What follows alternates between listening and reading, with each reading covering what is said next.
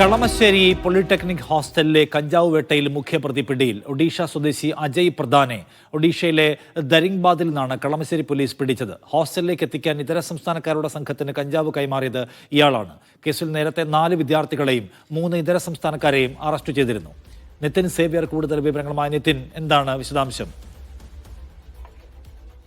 നിഷാദ്, വലിയ രാഷ്ട്രീയ പോരുകൾക്ക് വഴിവെച്ചൊരു സംഭവമായിരുന്നു. വലിയ വിവാദങ്ങൾ ഉണ്ടാക്കിയ സംഭവമായിരുന്നു. കളമശ്ശേരി കോളേജിലെ പോളിടെക്നിക് കോളേജിലെ ഹോസ്റ്റലിൽ നിന്നും കഞ്ചാവ് പിടികൂടിയ കേസ്. ഈ കേസിലാണ് ഇപ്പോൾ മുഖ്യപ്രതി പോലീസ് പിടിയിലായിരിക്കുന്നത്. നേരത്തെ ഈ കേസിൽ വിദ്യാർത്ഥികൾ അടക്കമുള്ളവരെ പിടികൂടിയിരുന്നു. 4 വിദ്യാർത്ഥികളെയും ഈ വിദ്യാർത്ഥികൾക്ക് കഞ്ചാവ് എത്തിച്ചു കൊടുത്ത മറ്റ് 3 ഇതര സംസ്ഥാന തൊഴിലാളികളെയും നേരത്തെ തന്നെ പിടികൂടിയിരുന്നു. അതിനുശേഷമാണ് ഇപ്പോൾ ഇത്തരത്തിൽ ഒഡീഷയിൽ ചെന്ന് കളമശ്ശേരി പോലീസ് മുഖ്യപ്രതിയെ പിടികൂടിയിരിക്കുന്നത്.